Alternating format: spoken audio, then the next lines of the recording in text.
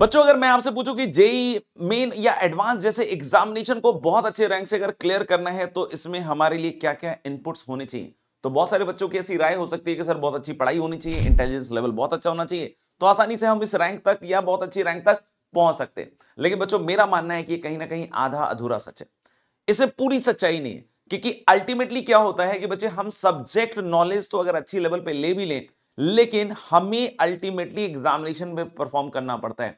तो अगर एग्जामिनेशन में परफॉर्म करना पड़ता है तो हमें अपना भी साथ ही साथ ख्याल रखना पड़ता है। तो आज के इस वीडियो में हम बात करने वाले हैं बहुत सारे ऐसे नॉन एकेडमिक बातों के लिए जो एग्जामिनेशन में अच्छा परफॉर्म करना, जेई में एक अच्छी रैंक तक पहुंचने के लिए बहुत जरूरी होता है।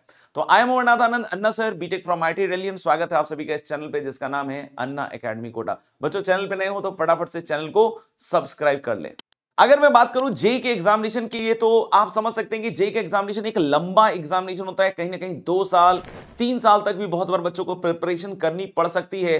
और कहीं ना कहीं इसके लिए बहुत ज्यादा होता है कि अंदर से आदमी को मजबूत रहना, यानी कि पढ़ाई लिखाई के साथ अंदर से मजबूती, यानी माइंड और बॉडी की मजबूती भी कहीं ना कहीं अपने आप में बहुत मायने रखती है।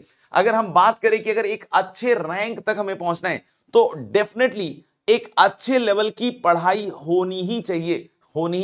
लेकिन साथ ही साथ आपका जो दिमाग है वो बहुत कूल होना चाहिए, साथ ही साथ आपका जो माइंडसेट है वो काफी पॉजिटिव होना चाहिए। आज आप देख रहे होंगे कि इस तरह के एग्जामिनेशन में कहीं ना कहीं आप चाहे इस लेवल के किसी भी एग्जामिनेशन को उठा के देख लीजिए, तो मेंटल हेल्थ के बारे में बहुत ज्यादा अब सजग रहने की बात कही गई है कि कहीं ना कहीं आफ्टर अ लॉन्ग टाइम ये चीज समझ में आने लग गई है कि कहीं ना कहीं इस तरह के एग्जामिनेशन में कि मेंटल हेल्थ बहुत बुरी तरीके से भी बच्चों की डिस्टर्ब होती है। तो इसमें कहीं ना कहीं एक पॉजिटिव, एक सकारात्मक व्यू आपके एग्जामिनेशन के प्रति रहना बहुत ज्यादा जरूरी है। और साथ ही साथ न्यूट्रिशन जो होना चाहिए बॉडी को, वो बहुत कमाल का मिलना चाहिए, एक्सरसाइज वगैरह पे बात होनी चाहिए, सो दैट कि हम इस तरह के एग्जामिनेशन को परफॉर्म करते वक्त ऐसा कुछ ना कर लें कि हमारी बॉडी, हमारा माइंड जो है वो काम करना बंद कर दे। हमारा इस एग्जामिनेशन में अच्छा हो, कितना अच्छा हो या ना हो वो एक अलग बात है, लेकिन हम अपनी बॉडी पर ध्यान दें, माइंड पे ध्यान दें, सो दैट कि हम इस तरह के एग्जामिनेशन में अंदर से लड़ने की जो शक्ति है उसको बहुत शानदार तरीके से इकट्ठा करते रहे।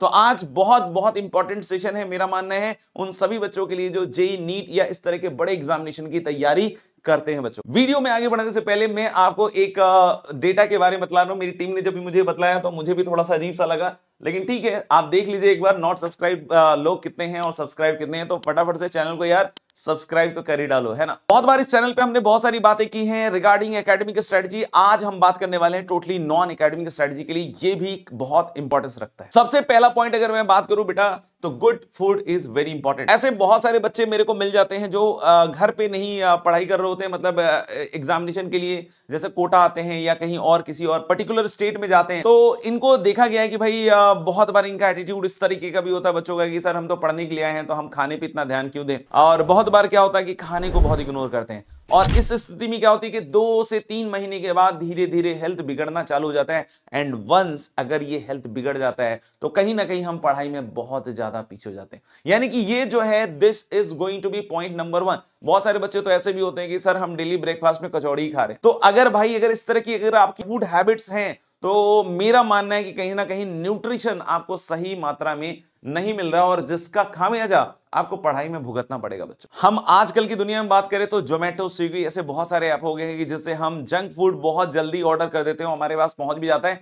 खाने में उस समय बहुत अच्छी फीलिंग दे रहा होता है, लेकिन कहीं ना कहीं बहुत बार ये हमारी बॉडी को नुकसान पहुंचा सकता है अगर आप फ्रीक्वेंटली इस तरह की चीजों को खाते हैं। तो अपन समझ लें एक अच्छी तरीके से बात कि अगर आप घर पे नहीं पढ़ाई कर रहे हैं, अगर आप घर पे पढ़ाई कर रहे हैं तो ऑफ कोर्स आप घर के खाने पे ही फोकस कीजिए। बाहर कभी जा रहे हैं तो थोड़ा बहुत हम इस तरह की चीजें कर सकते हैं, लेकिन बहुत ज्यादा मात्रा में नहीं कर सकते। लेकिन अगर आप घर के बाहर हैं तो बेटा आपकी रेस्पॉन्सिबिलिटी है आपकी हेल्थ। अब यहां अगर मम्मी नहीं है आपके सामने, पापा नहीं है, तो अगर फैमिली मेंबर्स नहीं है तो आपकी खुद की बहुत ज्यादा रेस्पॉन्सिबिलिटी बनती है कि आप इस तरह के फूड हैबिट्स में इंडल्ज मत होइए। अगर आपकी आदत है कि अमूमन आप कहीं भी कुछ भी इस तरह की चीजें खा रहे हैं तो कहीं ना कहीं पढ़ाई में बहुत नुकसान होने वाला है। तो आप बढ़िया से बढ़िया मेस ढूंढ लीजिए जो आपको इस तरह के फूड हैबिट्स दे, जो आपकी न्यूट्रिशन का ख्याल रख रहे हैं, जितना भी रख सके। यानी कि आप इस चीज को समझते हुए, इसको रेस्पॉन्सिबिलिटी लेते हुए आप आगे बढ़िए। तो my simple advice to all the aspirants कि यार घर का ही खाना खाएं, अगर मेस में खा रहे हैं तो बढ़िया मेस को सेलेक्ट करें जो आपको न्यूट्रिशन वाले फूड्स दे रहे हैं। अगर आप बाहर का खाना खा भी रहे हैं तो मंथ में 1 से 2 बार, उससे ज्यादा नहीं। अगर आप छोटी से छोटी चीज भी, कभी आप गुपचुप खाने लग गए और इसकी आप मान लो कि 15-20 बार अगर मंथ में कर रहे हैं, तो इस तरह के काम ना करें, क्योंकि आप जे एस्पिरेंट हैं, आपको अपनी हेल्थ का बहुत अच्छा ख्याल रखना है। आप कोशिश कीजिए कि अपने फूड हैबिट्स में ड्राई फ्रूट्स को इंक्लूड कीजिए, फ्रूट्स को इंक्लूड कीजिए, और इस तरह की जितनी भी न्यूट्रिशन वाली चीजें हैं उनको डेफिनेटली अपने फूड हैबिट्स में इंक्लूड करके रखिए। अगले पॉइंट पे बढ़ते हैं, वंडर्स ऑफ एक्सरसाइज। ये काफी काफी इंपॉर्टेंट हो गया है आज की लाइफ स्टाइल के हिसाब से, क्योंकि बहुत बार ऐसा होता है बच्चों कि हम कभी कभी रात रात भर जग के पढ़ाई कर रहे होते हैं, और रात रात भर पढ़ाई कर रहे हैं जग कर, तो हमें उस समय तो नहीं पता चलता है, लेकिन ये लॉन्ग टर्म में बहुत ज्यादा इंपैक्ट करता है आपकी बॉडी को। तो हमारी कोशिश ये होनी चाहिए कि हम जब भी सुबह उठें या फिर शाम के टाइम में हम कम से कम एक्सरसाइज करना चालू करें। ऐसा नहीं कि बहुत लंबा एक्सरसाइज का आप सेशन लगाइए, 15 मिनट 20 मिनट वॉक कर लीजिए, तेज तेज वॉक कर लीजिए, या फिर जो भी आपको थोड़ी बहुत स्ट्रेचिंग आती हो, यूट्यूब का कोई एक वीडियो लगा लीजिए जो स्ट्रेचिंग से रिलेटेड हो, तो आप उस तरह की चीजें कीजिए सो दैट कि आपको एनर्जी मिले, और इससे मेरा मानना है कि स्ट्रेस भी बहुत हद तक रिलीज होता है। एक ऐसे ही बच्चे की स्टोरी मैं आपके साथ शेयर करना चाहूंगा कि वो बच्चे के साथ एक बड़ी प्रॉब्लम आ रही थी पढ़ाई के दौरान, कि वो रात में बहुत लंबे लंबे समय तक जगता रहता था, और ये उसकी निरंतर हैबिट हो गई थी। वो अर्ली सोना ही उसने बंद कर दिया था। तो फिर मैंने उसको समझाया कि भाई देखो, एक्चुअली क्या होता है कि आप दिन में सो जाते हो या फिर आप बहुत लेट उठते हो, तो उसकी वजह से एक प्रॉब्लम रहती है। तो रात में कहीं ना कहीं आधे घंटे का अगर आप वॉक करते हो, और साथ ही साथ सोने से पहले 1 घंटे पहले अगर आप मोबाइल को अपने से दूर रखते हो, तो कहीं ना कहीं आपकी स्लीपिंग हैबिट बेटर हो सकती है। और उस बच्चे ने इसको फॉलो किया और उसकी स्लीपिंग हैबिट बहुत अच्छी हो गई। तो मेरा मानना है कि जो सबसे पहला पॉइंट है वो ये है कि रात में टाइमली सोना चालू कर दीजिए। कोशिश कीजिए कि 11 से 12 के बीच में आप डेफिनेटली नींद स्लीपिंग में चले जाए, स्लीप साइकिल जो है आपकी बेस्ट हो जाए। और कोशिश कीजिए कि अगर आप 11 से 12 बजे सोने जा रहे हैं, तो 10 बजे के पहले पहले फोन वगैरह इस तरह की चीजों को बिल्कुल ना देखें, और पूरी 6-6.5 घंटे की नींद अच्छे से लीजिए। अगर आपको लगता है नहीं सर मुझे तो 7 घंटे सोने के बाद मेरी जो एनर्जी है ना वो नेक्स्ट लेवल पहुंचती है, तो आप 7 घंटे भी सो सकते हैं, लेकिन कोशिश कीजिए एज अ जे एस्पिरेंट 6 से 6.5 घंटे मैक्सिमम आप नींद ले सकते हैं। हमें कोशिश करनी चाहिए कि सुबह उठकर थोड़ा माइंडफुल मेडिटेशन करें। माइंडफुल मेडिटेशन में क्या होता है कि बहुत बार हमारे मन में अनाप शनाप बहुत सारे थॉट्स आते रहते हैं। कोशिश करनी चाहिए अपनी ब्रीथ पे, तो हमें ब्रीदिंग पे तो फोकस करना चाहिए। साथ ही साथ कुछ ऐसे थॉट्स लें जो पॉजिटिव थॉट्स हो। आप खुद से वो पॉइंटर्स बना सकते हो। जैसे किसी दिन आपने बनाया कि भाई सपोज कर लीजिए कि आप एक पर्टिकुलर पॉइंट लेकर सोच रहे हैं कि यार what is the best in me, है ना, कि जो मैं बहुत बेस्ट तरीके से करता हूं अपनी प्रिपरेशन में। तो उस तरह की बातों को सोचिए, तो आपको धीरे धीरे समझ में आएगा कि हाँ यार आपके अंदर क्या क्या बेस्ट चीजें हैं। इस तरह के जो भी आप पॉजिटिव पॉइंटर्स बनाकर सोच सकते हैं, यानी माइंडफुल मेडिटेशन कर सकते हैं, उसके बारे में उसके आसपास सोच सकते हैं, तो कहीं ना कहीं वो भी आपको एक सकारात्मक रवैया या सकारात्मक व्यू देगा आपकी प्रिपरेशन के लिए। चलते हैं थर्ड पॉइंट की तरफ। थर्ड पॉइंट है प्रिपरेशन बड़ी बनाओ। वैसे तो देखो, हालांकि आप अगर ऑनलाइन पढ़ रहे हो तो मेरा मानना है कि बहुत कम ही आपके ऐसे फ्रेंड्स रहते हैं, लेकिन ये आइडिया मेरे को एक बच्चे के इंटरव्यू के ड्यूरेशन में आया, जिसका मैंने अभी फिलहाल कुछ दिनों पहले उसका इंटरव्यू मैंने इस चैनल पे पब्लिश भी किया है। उसका क्या कहना था कि सर जब मैं पढ़ाई करता था तो मेरा एक व्हाट्सएप ग्रुप था जिसमें 4 से 5 बच्चे थे, और उन चारों पांचों बच्चों का जो है ना सिलेक्शन हो गया। और उनका क्या कहना था कि वो डेली अपने जो रूटीन्स हैं उनको शेयर करते हैं और बातचीत भी इस तरह के करते हैं कि भाई किस तरीके से वो पढ़ाई कर रहे हैं, क्या उनको कंटेंट फॉलो करना है या कब तक उनको ये कंप्लीट करना है, कौन कितनी देर पढ़ा, सो दैट, और या डाउट्स भी अगर रहे तो आपस में थोड़ा डिस्कशन हो गया, सो दैट की एक पॉजिटिविटी भी आ गई। अगर कोई बच्चा थोड़ा पीछे भी हो रहा है तो बाकी जो बच्चे हैं उसको थोड़े से बूस्टअप कर रहे हैं। लेकिन ये थोड़ा सा ध्यान रखने वाली चीज है कि इसमें बहुत ज्यादा हमें रिलाई नहीं करना होता है। अल्टीमेटली रिलाई तो आपको बच्चों खुद के ऊपर ही करना पड़ेगा, बट ये एक छोटा सा अगर आप ग्रुप बना लेते हैं तो कहीं ना कहीं ये आपके प्रिपरेशन जर्नी को बेनिफिशियल और खूबसूरत ही बनाएगा। जैसे उस बच्चे के जो हैं सारे फ्रेंड्स हैं वो सेलेक्ट हो गए थे।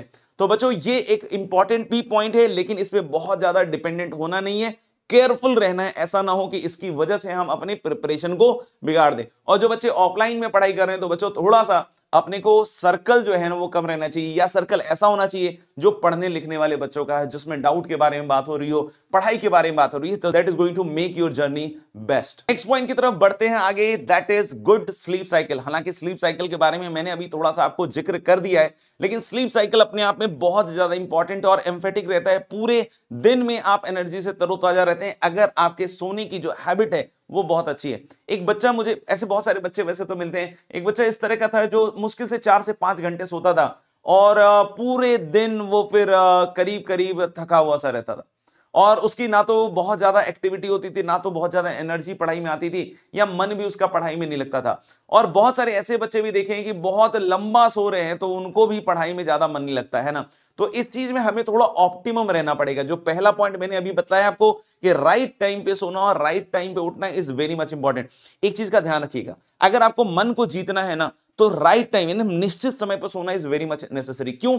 क्योंकि क्या होता है कि जैसे अगर कभी आप मान लो 10 बजे सो रहे हो, कभी 11, कभी 12, कभी 1, तो धीरे धीरे आपकी स्लीप साइकिल बेकार होने वाली है। रीजन क्या है कि जब आप 10 बजे सोने जाओगे तो आपका माइंड कहेगा यार 12 बजे सोते हैं ना, 12 बजे सोने जाओगे तो आपका माइंड कहेगा कि यार 1 बजे सोते हैं ना, और इस तरीके से वो धीरे धीरे बढ़ता जाएगा। और सुबह अगर राइट टाइम पे उठने की आदत नहीं है, निश्चित समय पे उठने की आदत नहीं है, तो कहीं ना कहीं फिर से आप थोड़ा सा टाल मटोल करोगे 5 मिनट बाद, 10 मिनट बाद।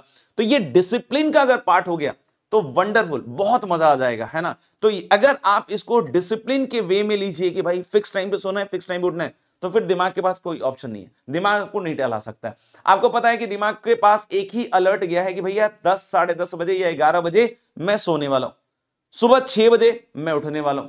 तो दिमाग के पास जब ये अलर्ट रहेगा तो बिल्कुल उसी के हिसाब से दिमाग काम करेगा, और नहीं तो फिर बहुत सारे चॉइसेस और बहुत सारी चीजों में आपकी जिंदगी जो है वो बेकार हो सकती है। Coming to the last point, JEE is a marathon not sprint. जैसा कि अगर आपको पता है जेई एक लंबी दौड़ है, ये छोटी सी दौड़ नहीं है कि 40 दिन का समय था भाई, 40 दिन में प्रिपेयर किया और 41वें दिन रिजल्ट आया, काम खत्म हो गया। नहीं भैया, ऐसा वाला नहीं है, मैराथन है। मैराथन मतलब ये लगातार लगातार लगातार दौड़ना पड़ेगा। आधे से ज्यादा 60-70% बच्चे तो आप यूं मान के चलिए कि वो अनसक्सेसफुल इसलिए होते हैं क्योंकि लास्ट दिन तक टिके ही नहीं रहते, लास्ट दिन तक टिके ही नहीं रहते हो, बीच में ही जर्नी में गोलमोल कर देते हैं और फिर उनका सिलेक्शन जो है दूर हो जाता है। तो आपको यह समझना पड़ेगा कि ये एक ऐसी दौड़ है जिसमें लास्ट दिन तक खड़े रहने का एक अपना अलग मजा है, एक अपनी अलग औकात है। बहुत बार 1-2 टेस्ट खराब होने के बाद बच्चे निराश हो जाते हैं, हतोत्साहित हो जाते हैं कि यार हमसे तो नहीं हो पा रहा है। तो भाई ऐसा बिल्कुल नहीं है कि आपसे नहीं हो पा रहा है, आप कोशिश इसको लगातार करते रहिए, क्योंकि ऑफ कोर्स अगर ये मैराथन है तो 1-2 दिन के रिजल्ट से कुछ नहीं होने वाला है, 1-2 महीने के रिजल्ट से कुछ नहीं होने वाला है। 1-2 एग्जामिनेशन अगर बिगड़ भी गए या 1-2 एग्जामिनेशन उल्टी साइड में बोलो अच्छे भी हो गए तो भी इससे कोई फर्क नहीं पड़ता। फर्क किससे पड़ता है कि लास्ट तक पूरी तंदुरुस्ती, पूरी मुस्तैदी से, पूरा मन लगाकर लास्ट तक लड़ने से ही आपके अंदर वो चेंज दिखने वाला है। तो अगर इस जेई के प्रिपरेशन को रॉक सॉलिड करना है बच्चों, तो इन 5 पॉइंट्स का अदर देन एकेडमिक स्ट्रेटजी जो भी हम लोग इसमें डिस्कस करते हैं, इन 5 पॉइंट्स का बहुत अच्छी तरीके से ध्यान रखना पड़ेगा सभी बच्चों को। तो इस चीज को समझें कि पढ़ाई के साथ साथ मेंटल और फिजिकल हेल्थ भी इंटीग्रल पार्ट है, क्योंकि मैंने पहले ही पॉइंट बतलाया था, it is you who is going to perform in the examination. तो सब्जेक्ट की लर्निंग के साथ साथ आपका बहुत अच्छा होना, आपका बहुत अच्छी तरीके से रिस्पॉन्ड करना is also very much necessary. आप लिखकर बताइए कमेंट बॉक्स में कि आप इनमें से क्या क्या फॉलो करते हैं, क्या क्या नहीं फॉलो करते हैं, और कोशिश कीजिएगा कि जितनी भी बातें बताई जाएं इसको लास्ट दिन तक हमें फॉलो करते रहना है without any kind of cheating. तो मिलते हैं अगले वीडियो में। Bye bye, take care, see you all, जय हिंद, जय भारत।